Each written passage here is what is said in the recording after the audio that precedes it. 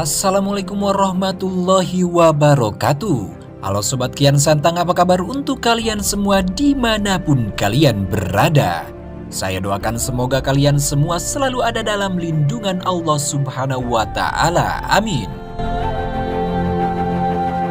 Di episode terbaru kali ini adalah lanjutan dari episode sebelumnya, di mana episode kali ini diawali Prabu dan keempat putranya serta Dewi Rengganis dan Syekh Nurjati sudah tiba di Pajajaran. Terlihat kalau keluarga istana sudah berdiri di depan pintu istana menunggu kepulangan mereka. Setelah mengantar Prabu sampai ke istana Pajajaran, ratusan prajurit Iran mengepung Pajajaran dan dijaga ketat. Sontak hal itu membuat tanda tanya bagi keluarga istana. "Putraku Walang Sungsang," ucap Subang Larang sambil memeluk erat Walang Sungsang dan mengelus rambutnya. Subang Larang sempat sok melihat banyak goresan luka di wajah Walang Sungsang, Prabu dan yang lainnya. Gagak Ngampar dan Dewana kembali ke pelukan ibunda mereka. Subang Larang mendekat ke arah Prabu, lalu menyentuh luka-luka di wajah Prabu. "Kakanda." Prabu langsung memegang telapak tangan Subang Larang yang menyentuh lukanya. "Dinda," jawab Prabu. Ia langsung memeluk Subang Larang dengan sangat erat dan mengelus rambut Subang Larang. "Kanda, apa yang terjadi? Kenapa tiba-tiba Kanda seperti ini?" tanya Subang Larang. "Maafkan Kanda, Dinda.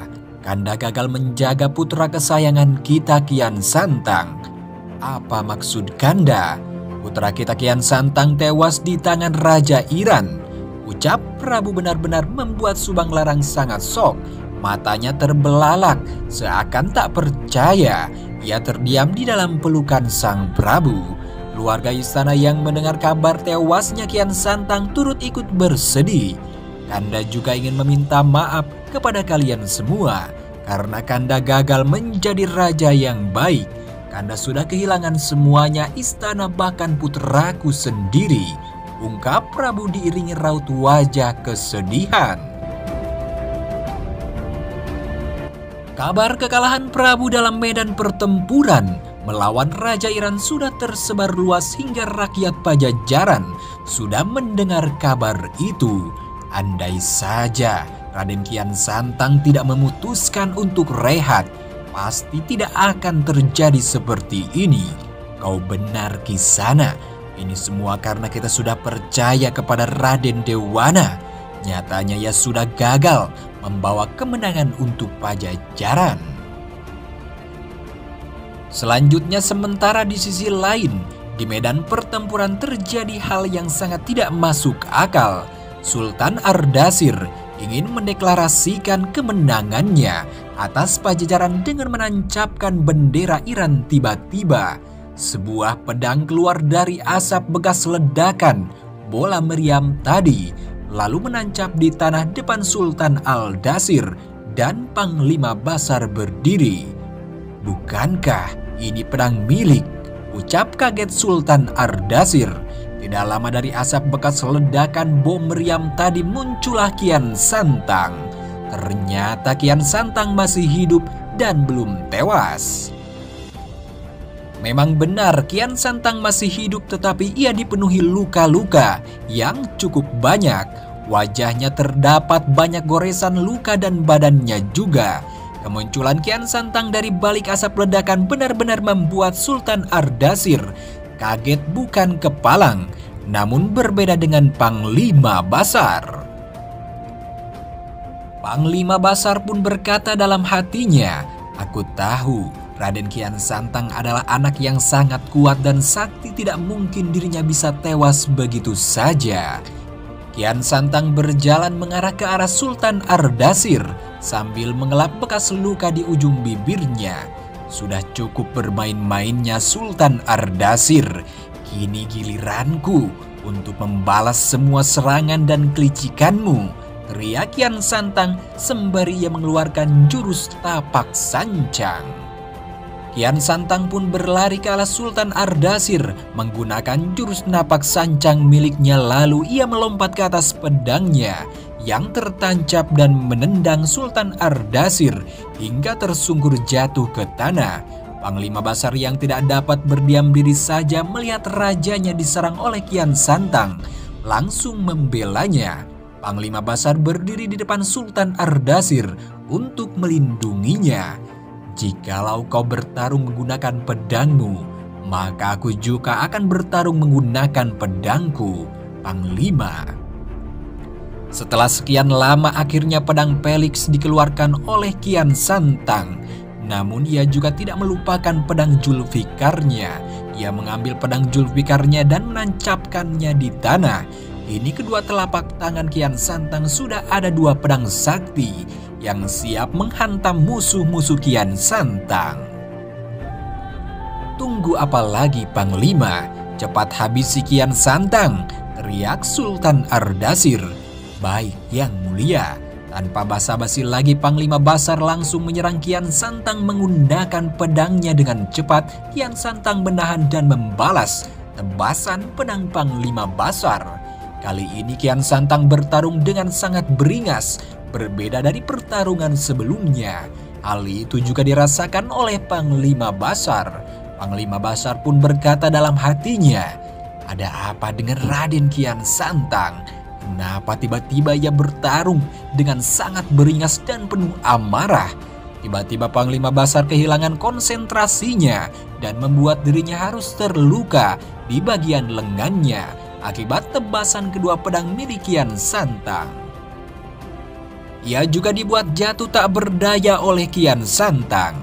Setelah berhasil membuat Panglima Basar jatuh tak berdaya, Kian Santang langsung menghampiri Sultan Ardashir. Ia menyeret kedua pedangnya ke tanah dan itu membuat Sultan Ardashir gemetaran. Kedua pedang Kian Santang sudah dilumuri darah bekas pertarungannya dengan Panglima Basar dan membuat Sultan Ardashir semakin ketakutan. Kian Santang berlari ke arah Sultan Ardashir sambil membawa kedua pedangnya, lalu ia melompat dan menjatuhkan dirinya di atas Sultan Ardashir dan menancapkan pedangnya tepat di sebelah kiri dan kanan Sultan Ardashir. Sultan Ardashir terdiam membeku saat Kian Santang menatapnya dengan sangat tajam. Terlebih lagi kedua pedang Kian Santang menancap di sebelah kiri dan kanannya. Namun ia tidak mengerti kenapa Kian Santang tidak membunuhnya. "Kau tahu kenapa aku tidak membunuhmu, Sultan Ardashir?" tanya Kian Santang sembari menatap tajam ke arah Sultan Ardashir. "Tidak, aku tidak tahu. Biar aku beritahu alasanku tidak membunuhmu.